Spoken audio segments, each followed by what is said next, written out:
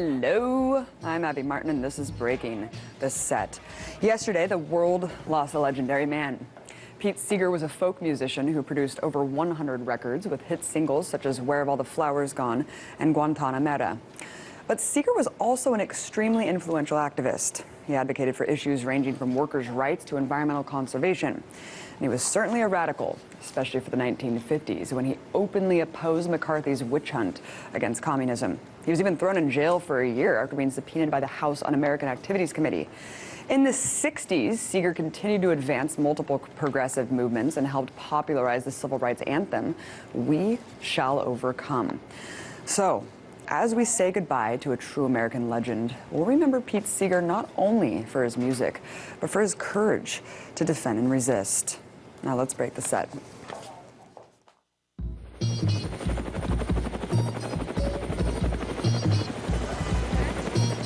It was a terrible mistake, and we're working very hard to make up for it.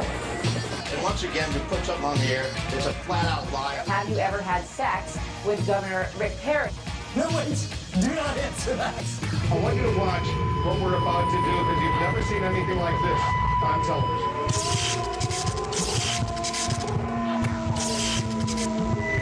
What we need is to question more and to keep it uncensored, real and raw. My simple mission is to change the globe. I'ma do it with this passion and fire and tone. These words are hard hitting, you're watching your neck, but you need to tune in because we're breaking the set.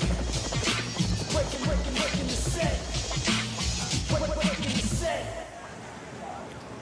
Separation of church and state is a notion ingrained into the minds of nearly every U.S. citizen with a cursory knowledge of American history. Although this exact phrase does not appear in the Constitution, the language of the First and Fourth Amendments makes it crystal clear that government cannot force public officials to support a specific church nor make any law regarding the establishment of an official religion.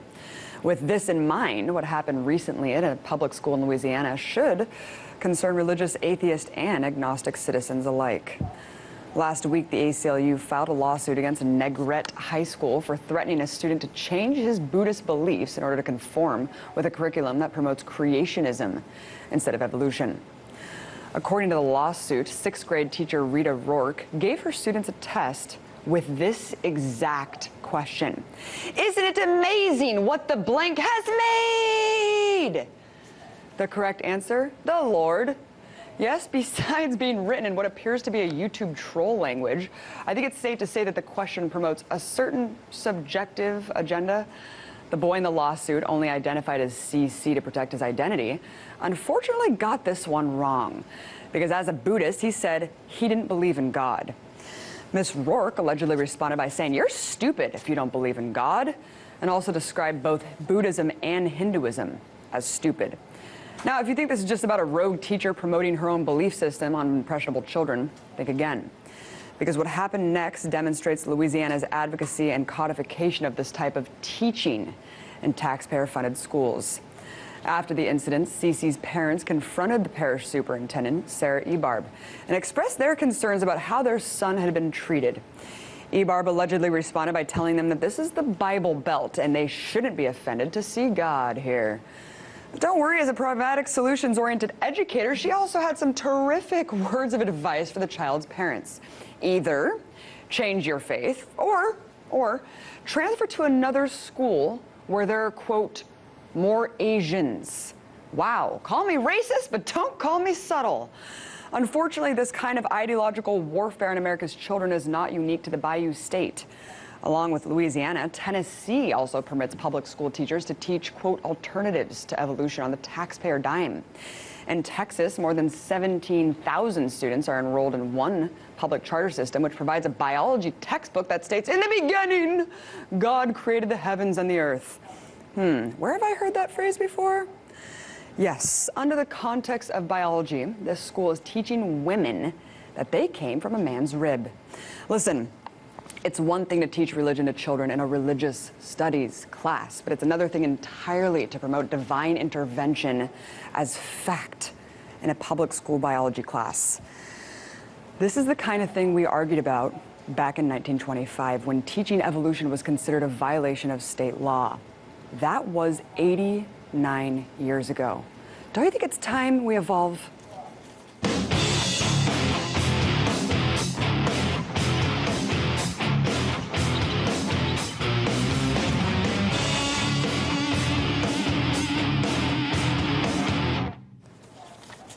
The rise of genetically modified crops has ushered in countless legal battles between farmers and the ag giant Monsanto. While Monsanto holds patents on crop seeds all around the world, it's nearly impossible to contain the spread of these plants. It's because of this that GMOs often cross-pollinate with neighboring farms. And when this happens, Monsanto often sues the farmer for patent infringement. Take the case of Australian farmer Steve Marsh, who lost his organic certification after GM seeds from his neighbor's farm contaminated his all-organic crops. But because fighting Monsanto would be a losing battle, Marsh is trying a different approach. He's suing his neighbor instead. The trial is expected to be a landmark case that could determine the rights of all farmers seeking protection against GM contamination. To talk about the precedent this case will set, good or bad, I spoke earlier to Scott Kinnear, who's leading the campaign for Steve Marsh, and he's the director of the Safe Food Foundation. I first asked Scott to explain the importance of maintaining organic standards. Well, he believes passionately in organic agriculture, and more importantly, for people who may not be familiar, it's really biological agriculture. So it's working with the soils to achieve optimum plant health, and of course that's the optimum food that we should be eating. That's his future. He was making a good income from that farm, and he'd had that ripped away from him by this contamination incident. He's worked very hard to clean his farm, to try and get his certification back, and then presumably he will start farming again organically. In the meantime, he's lost hundreds of thousands of dollars, and that's what he's seeking to recover in the court. But more importantly, it's a case fought on principle.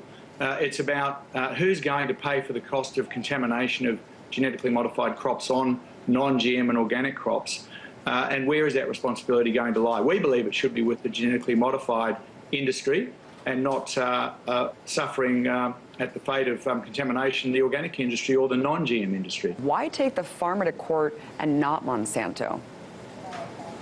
Look, very good question. It's the last thing that Steve or that we wanted to do. Farmer against farmer is something that is very unpleasant. It's disrupted this community. It's torn the community apart. I think it's a failure of legislation.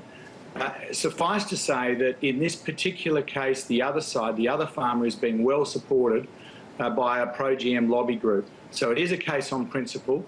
We don't think this will open the floodgates for litigation, farmer against farmer. That's not going to happen. It's far too expensive. It's multi-millions of dollars, this case. Farmers don't have that sort of money. It's really about setting a precedent in law in Australia and New Zealand, and it will guide the development of law around the world, and it will raise this issue, as it should, in the public consciousness about, do we want to have the right to eat GM-free foods? Do we want to have that choice? Because if we don't have this principle enshrined in law, then we will ultimately lose that right. And I know that there's a lot of contamination in North America and Canada. We certainly don't want to see that happen in Australia, and we're fighting very hard to stop it. And of course, Europe is fighting very hard to stop that as well. Let's get into that legal precedent in 1 second. Yeah, I mean, it's a hard situation because I don't blame the GM farmers. I mean, what are they supposed to do, build a dome over their crops? I mean, it's a tough one. You mentioned the GM lobby being involved. How are they getting involved with this case? Well, they've started a fighting fund through a farmer group, a pro-GM farmer group in Western Australia. And you make a very good point about the difficulty for genetically modified farmers. They have a right to earn a living. They're using a technology that's been approved by the government. And I should say that we don't approve of the regulatory system. We think the regulatory system is a failure and will, in fact, will not show if there is harm caused from GM crops. It really is designed to protect the GM industry. But the GM farmer can do more to stop contamination. There are no buffer zones, and we'd like to see buffer zones established, and that will do an enormous amount to stop contamination. And in this particular instance, not windrowing the GM canola would have made an enormous difference as well. But pollen flow is the other main problem for canola to canola, GM canola to non-GM canola, and we know from research that that is enormously reduced by having reasonable buffer zones in place. As it stands, Australia's government provides no legal protection for farmers against contamination. What precedent would it set if he wins in Australia? And also, what about internationally? Well, it would set a very important precedent in Australia, and that precedent would be about shifting that responsibility. It would make the law very clear around the facts of GM. So we have very good common law in Australia around negligence and nuisance, and that's very much establishing that all neighbours have got a duty of care to each other. And around the facts of GM, this case would establish that there are reasonable steps that GM farmers must take to ensure that they don't breach that duty of care, that they don't harm their neighbour. And so this case would set that precedent. And for example, a non-GM farmer would simply be able to go and test, for example, a roadside or any sort of area of land near their farm that could cause contamination of their farm, and then ask the adjacent neighbour to either push back where that GM canola was, or if it was a roadside, to clean up that GM canola on the roadside and therefore remove that source of contamination. It's going to unequivocally push back that responsibility onto the GM industry, which is where it should lie. Other countries around the world have established, for example, Spain, have established compensation funds paid for by the GM industry. We'd like to see something like that established in Australia and in many other countries around the world. This country's so terrified of Monsanto that states can't even pass laws that their constituents vote for to label these foods. I mean, this is how much power the industry has in this country. Conversely, though, if this case is lost, would it mean that farmers would never be able to seek damages or protect their organic certification in the future? I mean, would it be the precedent set on the wrong way? Look, it very much would be. And if Steve had not taken the case, then ultimately the organic industry here would have continued to have to decertify farms that have contamination, and those farms would lose income, would drop out of the system, and we would have that right to eat that organic food taken away. So fighting the case is critical. If we do lose, it makes a case in the court of public opinion for us to have the legislation changed, for us to have compensation funds established, and for us to get our politicians to put in place legislation that in fact can impose buffer zones, can impose reasonable farming practices on the GM industry.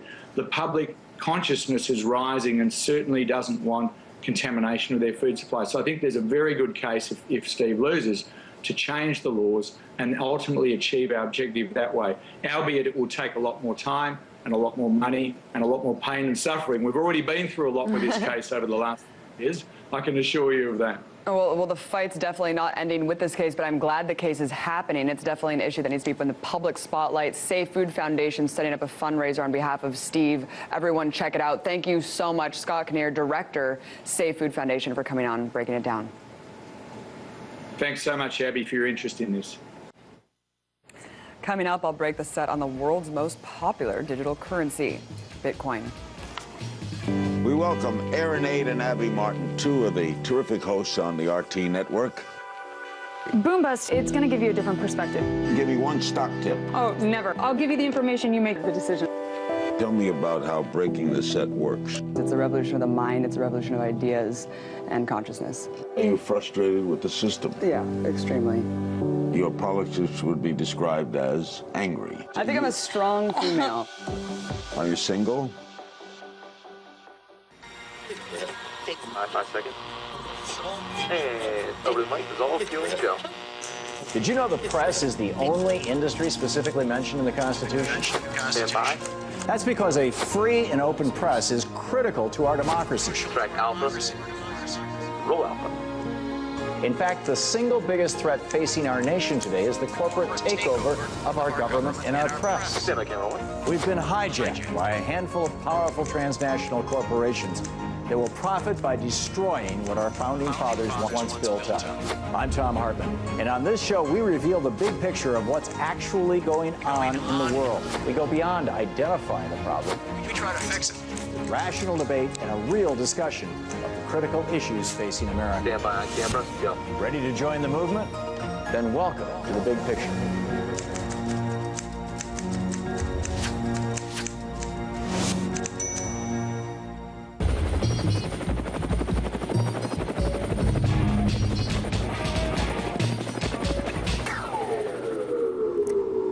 Understanding the way markets work can be difficult. Throw in nuanced approaches like decentralization and cryptocurrencies, and things can seem even more complicated. And while notions like digital black markets and non-national currencies may have seemed futuristic only a few years ago, today, peer-to-peer anonymous exchanges like Bitcoin is allowing is pioneering an entirely new way for the global community to think about financial systems. Knowing how cutting-edge Bitcoin is, yet having such little understanding how it actually works, I decided to speak to Andreas Antonopoulos, founder of Route 11 and co-host of Let's Talk Bitcoin. I first asked him to break down exactly how Bitcoin works and why it's so important to have a decentralized system of money. Bitcoin at first glance is digital money, but if you look a bit deeper, you realize that that is just one of the applications enabled by an underlying network that allows a distributed system of computers to build a global asset ledger. So like a list of transactions for the entire world that shows who owns what Bitcoin when. And that's based on a really fundamental invention that allows computers to coordinate in that way without a central authority. And the thing is that central authorities in money traditionally are used as levers of power, either to inflate a currency and cause it to lose value, which is essentially a form of confiscation or hidden taxation, when your savings account depletes in its purchasing power because the central government is printing money to finance its own activities. So, you know, the idea of a decentralized currency is important because it removes those levers of power that people can exploit to corrupt a currency. So in this global network, everything runs based on simple mathematical rules. A fixed number of coins are issued every 10 minutes, and that amount decreases over time so that eventually only 21 million Bitcoins will be issued. And that creates a fixed monetary supply, which has some interesting characteristics from an economic perspective. And all of this is done simply by consensus. It's impossible to cheat the system because once you've done the work, it's in your interest to actually get the system reward rather than try to cheat the system. Can you elaborate on how centralized systems don't exist in nature? Sure. So Bitcoin represents a decentralized system, and decentralized systems are usually the way nature organizes things. So in nature, you don't see hierarchical systems very much. In fact, usually what you see is these loosely coupled decentralized systems that create emergent and complex behavior based on some very simple rules repeated by thousands of members. A perfect example of that is an ant colony like the leafcutter ant, where individual members are extremely simple organisms. You can even simulate a single ant on a computer. But you put several hundreds of thousands or even millions of ants together into a colony, and they exhibit incredibly complex behavior. The leafcutter ant, for example, farms aphids as a farmed species, like a domesticated species, the way we farm cattle. And that's an incredibly complex and sophisticated behavior, but it doesn't exist in any of the individual members. It's something that emerges from the complex interaction of simple rules. Bitcoin is a system that exhibits extremely complex emergent behavior, but it's based on a few very simple rules that are followed by all of the members of the network. Someone who sits atop of a hierarchical system is CEO of JP Chase, Jamie Dimon. He recently denounced Bitcoin and predicted that it's going to fail. Right now, Bitcoin is still in the experimental phase, similar to what the internet was in the early 90s. What's your response to Dimon's prediction? It's very difficult for people who have lived their entire life in a hierarchical system, especially at the top of a hierarchical system, and gain the benefits that come from that, including the ability to exhibit rent-seeking behaviors and to avoid prosecution for fraud that would put other people in jail a long time ago, and then be able to sit down and have a buddy-buddy conversation with the Secretary of Treasury without anyone blinking an eye. When they sit down and discuss competitive technologies and chuckle about them. I don't think Jamie Dimon really understands Bitcoin, but that's not surprising. It's not his role to understand the competing technologies because really he's in such a comfortable position whereby he can just receive $70 billion of free money from the Fed in the form of corporate welfare and doesn't have to compete. And you see this across the financial services industry where competition is stagnant, really. They compete on who can financialize a derivative to exploit the market better, or who can front-run sales and stock transactions on a high-frequency trading network. But in terms of consumer innovation, very little has happened in the last 50 years. Speaking of U.S. Treasury Secretary Jack Lew, recently he said that Bitcoin gives individuals a place to hide and could allow for the funding of terrorist activities. What's your response, especially in light of the 2 New York executives who were just charged with conspiracy to commit money laundering, by selling over $1 million in Bitcoins to the black market website Silk Road? Well, Bitcoin actually offers a scale of anonymity to full disclosure of identity. On Bitcoin, it's actually harder to do strong anonymity, whereas it's easier to do strong transparency. One of the things we've seen on the Bitcoin network is the ability for charities and other public responsibility organizations or publicly accountable organizations to operate an open set of accounts and open books where everyone can see exactly what's going on.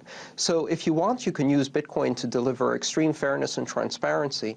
And so far, there doesn't seem to be any indication that law enforcement organizations have any trouble tracking down transactions on Bitcoin using old-fashioned police activities. I think, in fact, Bitcoin is far more transparent than our current financial system. If you ask, for example, economists, they have no idea what the full size of a hedge fund market is or what the full size of leveraged debt is, because no one knows. A lot of this happens on closed markets where there's no accountability. Well, the price of Bitcoin fluctuates day to day. Right now, 1 Bitcoin costs $776. How can this currency become accessible to someone who isn't willing to spend a small fortune on an unstable investment? So I think it's important to recognize that 1 Bitcoin is not necessarily the unit you buy. Just like, for example, at the moment, it's probably about $45,000 to buy a bar of gold. No one goes out and buys a whole bar of gold when they want to invest in gold. What they buy is a fraction of it. And you can buy a fraction of a Bitcoin. You can buy as little as $10 on the market. I buy every week, and I often buy as little as $10 or $20 in order to increase my investment in Bitcoin. So it's very easy to enter the market, and one of the easiest ways is to use a site like localbitcoins.com to find someone in your area who's willing to sell you a small amount of Bitcoin for cash in a safe transaction with a full escrow capability, so you can't get cheated, in a public place, a park or a Starbucks, and you can buy some Bitcoin. Or you can take a product and service that you can offer and sell it to people for Bitcoin. That's also very easy to do. So the market is much more accessible than people think, but a lot of the friction is really at the edges, and it's caused by the regulators who are stomping on all of the exchanges, not providing a lot of clarity in the regulation and making it very difficult for people to transact between currencies. Once you're in the Bitcoin system, things become surprisingly fast and fluid and easy to use. And so that actually ends up revealing the difficulties and complexities of dealing with old-style currencies. Do you worry that Bitcoin will be like any other bubble and crash eventually? And if so, will other digital currencies fill the void? Well, the Bitcoin price has collapsed 4 times already. So, bubbles tend to inflate once and then collapse spectacularly. They don't tend to go up in price, and when they have a setback, bounce back again just a few months later. That is not, the usual behavior of a bubble. Bitcoin has already had 4 major crashes where it quickly recovered, regaining its old price and then exceeding it quite dramatically. You have to realize that Bitcoin right now at $10 billion sounds like a biggish tech stock, but is actually a puny, tiny little currency. And in terms of a currency, that is a very small pool of liquidity. So every time someone sneezes in the media about Bitcoin, all of that liquidity just sloshes around, and you get these price fluctuations. What we've seen is that over time, the volatility is decreasing quite dramatically as the volume increases, as more and more businesses invest in Bitcoin, as more and more people like me who earn their income 100% in Bitcoin use it for day-to-day spending.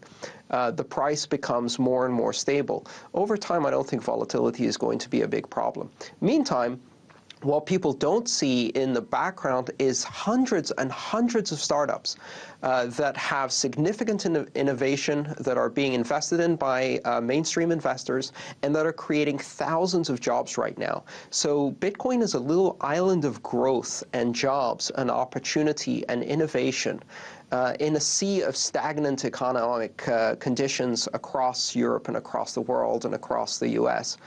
I think Bitcoin has tremendous potential because if you look behind the price of the currency, which can swing quite wildly, the technology itself is truly revolutionary and disruptive, and it has all of this potential for so many innovations in the financial services industry, which frankly hasn't moved far beyond 1950s technologies like credit cards. Bitcoin is being used right now by thousands of people. But is this type of currency really feasible and sustainable for the entire planet to use? I think that's an easy question to answer. Bitcoin is already working globally. Bitcoin isn't the 194th national currency. It's the first transnational currency. And sitting here today, I can pull out my smartphone and pay my subcontractor in Bangalore, India, and they will receive that payment in a few seconds. I'll pay 40 cents to send it. They will have to pay nothing to receive it. It will be in their smartphone Bitcoin account instantly. And that kind of power can revolutionize global trade, it can revolutionize services, and most importantly, it can start affecting some of the most exploitative markets in the world, the remittances market, where every year companies like Western Union extract $74 billion from the poorest people on the planet just to send money home. And with Bitcoin, we have the opportunity of rebooting those flows of money and allowing migrants, immigrant workers in this country to send money home, or in other countries, of course, to send money home to their relatives without paying 30% or sometimes even 40%. And the poorer the country, the higher the fee. So there are so many opportunities in the current financial environment, not just for innovation, but for flattening the fees that are paying for risks introduced by a lack of technology in the existing industry. Well, this movement of decentralizing technology is making people rethink a lot of things about government and the way the world works. How do decentralized systems fit in to the world today? Decentralized systems allow you to operate at large scale and achieve consensus. So it used to be, for example, that media organizations could only work if you had one large national newspaper and it filtered all views until only a trickle of information reached an audience and it was carefully vetted. And we've moved past that with the internet and created opportunities for more people to have a voice, because the problems of scale that centralized media solved no longer exist in a world of ubiquitous communication, so decentralized systems can solve those much better. Similarly, I think in the world of finance, we have all of these hierarchical institutions that are trying to solve problems of scale that no longer exist. And Bitcoin is a perfect example of the ability to achieve consensus on a distributed system at massive scale without the need for a central authority. So as soon as the need for the central authority goes away, the solutions that can come out of that are truly extraordinary. Thanks so much, Andreas Antonopoulos, founder of Route 11, co-host of Let's Talk Bitcoin. Really enlightening discussion. That's our show, you guys. Thanks for watching. Join me again tomorrow when I break the set all over again. Until then, have a great night. According to the lawsuit, 6th grade teacher Rita Rourke gave her students a test with this exact question. Isn't it amazing what the blank has made?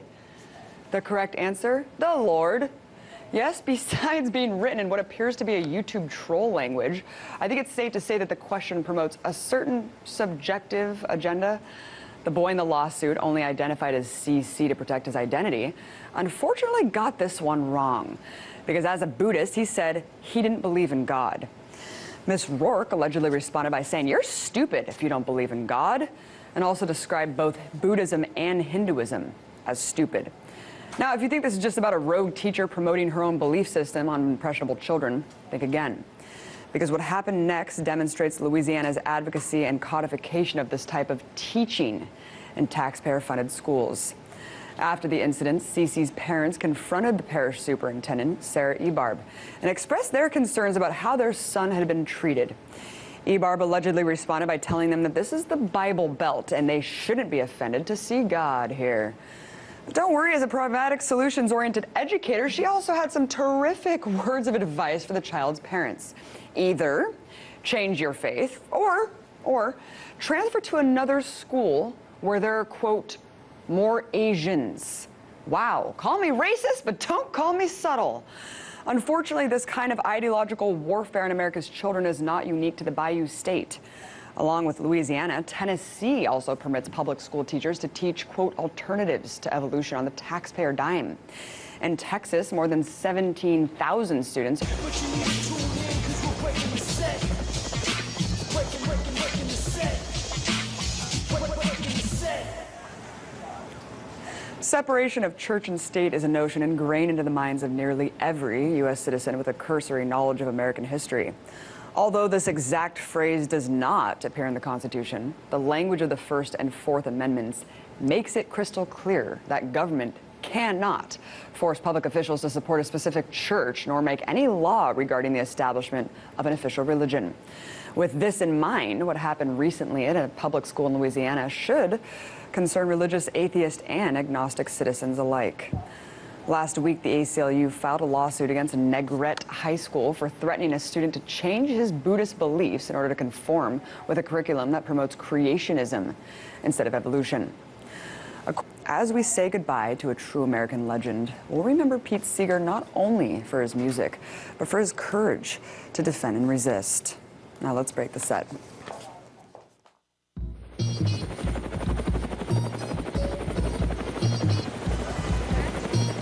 It was a terrible mistake, and we're working very hard to make up for it. And once again, we put something on the air. It's a flat-out lie. Have you ever had sex with Governor Rick Perry? No, wait. Do not answer that. I want you to watch what we're about to do because you've never seen anything like this on television.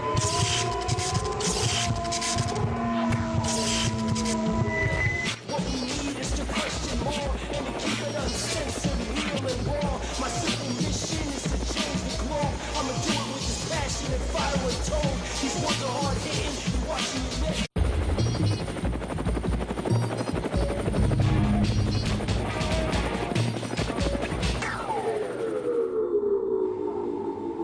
Hello, I'm Abby Martin, and this is Breaking the Set. Yesterday, the world lost a legendary man. Pete Seeger was a folk musician who produced over 100 records with hit singles such as Where Have All the Flowers Gone and Guantanamera. But Seeger was also an extremely influential activist. He advocated for issues ranging from workers' rights to environmental conservation. And he was certainly a radical, especially for the 1950s, when he openly opposed McCarthy's witch hunt against communism. He was even thrown in jail for a year after being subpoenaed by the House Un-American Activities Committee. In the 60s, Seeger continued to advance multiple progressive movements and helped popularize the civil rights anthem, We Shall Overcome. So,